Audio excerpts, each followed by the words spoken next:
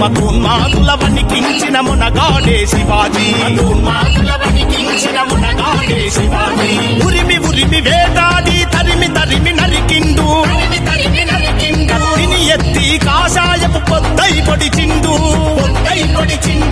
జయ హో జయ హో జయ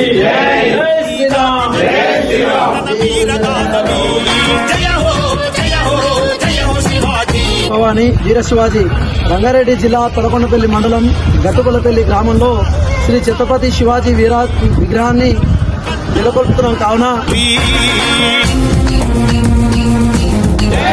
భారత్ మాతా కీ జై, జై భవానీ, జై శివాజీ.